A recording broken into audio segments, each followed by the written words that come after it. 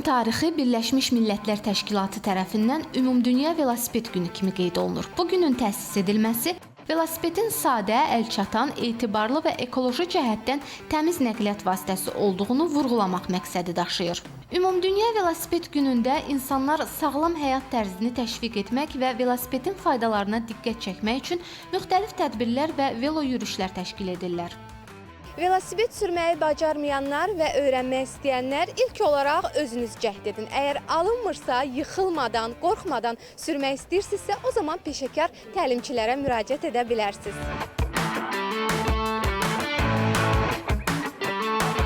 17 ildir velosiped sürən ölkənin ilk xanım təlimçisi Səhər Mehman deyir ki, bu iki təkərli nəqliyyat vasitəsini idarə etmək istəyənlərin sayı hər il daha da artır. Çünki velosiped sürmək həm də ən sağlam idman növlərindən biri ilə məşğul olmaq deməkdir. Uşaqlıq arzularını həyata keçirmək üçün müraciət edirlər, amma onu da deyim ki, velosiped yolunun salınması insanlarda həqiqətən böyük bir stimul yaratdı ki, təhlükəsiz halda biz velosipeddən istifadə edə biləcəyik. Yəni bizim xüsusi velosiped yollarımızın olması insanlarda əməli başlı, yəni bu təlimə qoşulan insanlarda fərq hiss olundu. Təhlükəsizliyimizi təmin etmək üçün sadəcə xüsusi aksesuarlardan istifadə etmək kifayət deyil. Eyni zamanda yollarda da diqqətli olmaq lazımdır. Baxmayaraq ki, paytaxtda xüsusi velosiped zolaqları salınıb, bəzən iki təkərli nəqliyyat vasitələri hətta öz yollarında belə rahat hərəkət edə bilmirlər. Təbii ki, velosiped zolaqlarımız yenidir, yeni salınıb.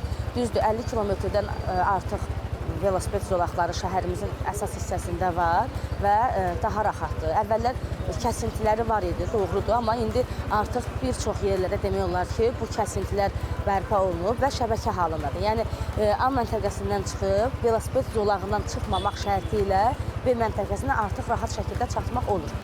Hər nəqliyyat vasitəsi öz zolağı, öz yolu ilə hərəkət etsə, belə problemlər də yaranmaz. Ümumiyyətlə, xoşagəlməz halların və qəzaların baş verməməsi üçün həm sürücülərdən, həm də piyadalardan diqqətli olmaq tələb edilir. Paytaxt Bakıda velosipedçilər üçün işıqfor da quraşdırılıb. Hansı ki, necə digər nəqliyyat vasitələri ona riayət edilir, eyni zamanda da bizim üçün də bu keçərlidir. Yaşıl yandığı zaman, velosiped işarəsində yaşıl yandığı zaman üstünlük bizdədir, yol bizimdir, biz davam etməliyik. Qırmızı yandığı zaman biz velosipedçilər, yəni biz dediyim velosipedçilər gözləməli, digər hərəkət iştirakçıları, piyadalar və yaxud avtomobillər yoluna davam edir. Onu da deyək ki, velosiped həvəskarları bu günü xüsusi qeyd edirlər. Hər il olduğu kimi şəhərimizdə velosiped yürüyüşü təşkil olunacaq. Velo yürüyüş bugün saat 11-də Bayraq meydanından start götürüb elə oradaca yekunlaşacaq. Gülnar İlqar qızı, Zaur Həşimov, Telesəhər.